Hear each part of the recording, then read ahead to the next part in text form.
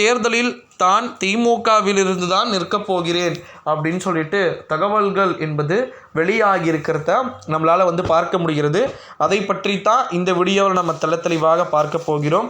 குறிப்பாக அடுத்த தேர்தலில் பார்த்திங்கன்னா உறுதியாக நான் திமுகவிலிருந்து இணைவதற்கான வாய்ப்புகளும் சாத்தியக்கூறுகளும் அதிகமாக இருக்குது அப்படின்னு சொல்லிட்டு தொடர்ந்து எதிர்பார்க்கப்பட்டு கொண்டிருக்கக்கூடிய ஒரு சில சூழ்நிலையில தான் 2024ஆம் ஆண்டு நாடாளுமன்றத்துடைய தேர்தலில் ஓபிஎஸ் அவர்கள் பெற்ற படுதோல்வியை பற்றி உங்கள் அனைவருக்கும் தெரியும்.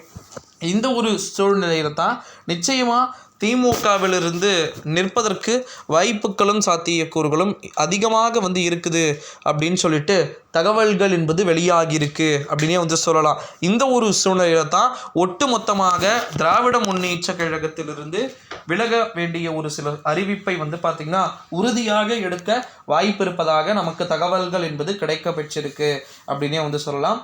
திமுகவிலிருந்து தனிப்பட்ட முறையில் விலகப் போவதாக பன்னீர்செல்வம் பார்த்திங்கன்னா அறிவித்திருப்பது உச்சகட்டமான ஒரு அறிவிப்பாக ஒரு மிக முக்கியமான ஒரு தகவலாக பார்த்திங்கன்னா பார்க்கப்பட்டு இருக்கக்கூடிய ஒரு சூழ்நிலையிலே என்ன மாதிரியான தகவல்கள் நமக்கு கிடைக்க பெறுவதற்கு வாய்ப்புகள் இருக்குது அப்படின்றத நாம் தொடர்ந்து பொறுத்திருந்து பார்க்க வேண்டிய ஒரு சில சூழல்களுக்கு நம்ம தள்ளப்பட்டிருக்கிறோம் அப்படின்னு சொல்லலாம்.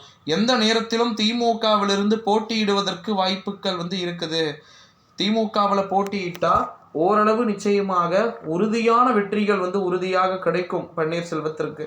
மற்றபடி பார்த்திங்கன்னா மற்ற கட்சிகளில் நிற்கிறதுனால நிச்சயமாக ஏகப்பட்ட விதமான விஷயங்கள் அப்படின்றது இருந்து கொண்டிருக்கு அப்படின்னே சொல்லலாம் நண்பர்களே. இந்த ஒரு சூழ்நிலையில தான் தன்னைத்தானே புகழ்ந்து கொள்வது வஞ்ச புகழ்ச்சி. அதாவது எப்படின்னா திட்டுற மாதிரி இருக்கணும், புகழற மாதிரி இருக்கணும். அதுதான் பார்த்திங்கன்னா வஞ்ச புகழ்ச்சி அணி. இந்த ஒரு சூழ்நிலையிலே அதே கான்செப்ட் தான் பார்த்திங்கன்னா நம்முடைய பன்னீர் அவர்கள் எடுத்து இருப்பதாக நமக்கு தகவல்கள் என்பது கிடைக்க பெற்று கொண்டிருக்கக்கூடிய ஒரு சூழ்நிலையிலே நிச்சயமாக அது ஒரு மிக முக்கியமான ஒரு திருப்பமாக இருக்கும் அப்படின்னு சொல்லிட்டு எதிர்பார்க்கப்படுகிறது.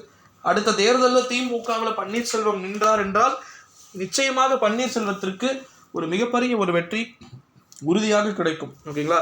அந்த மாதிரியான சம்பவத்துக்கு தான் நாங்கள் காத்துக்கிட்டு இருக்கோம். அது மாதிரி மட்டும் வந்துச்சுன்னா எவ்வளவோ விதமான மாற்றங்கள் அரசியலில் நெருப்பு மாதிரி பார்த்திங்கன்னா வெடிக்கிறதுக்கு வாய்ப்புகள் இருக்கலாம். ஸோ அதை ஒன்றுனா வெயிட் பண்ணி பார்க்கலாம். அடுத்தடுத்து வரக்கூடிய எலெக்ஷன்ஸ் யாருக்கு ஃபேவரபுளாக இருக்குது, யாருக்கு அன்ஃபேவரபுளாக மாறுது அப்படின்றத எல்லாத்தையுமே நம்ம வெயிட் பண்ணி தான் பார்க்கணும் நண்பர்களே. தொடர்ந்து அடுத்தடுத்த காணொளிகளும் அடுத்தடுத்த வீடியோக்களில் நம்ம தொடர்ந்து பார்க்க வேண்டியது இருக்குது.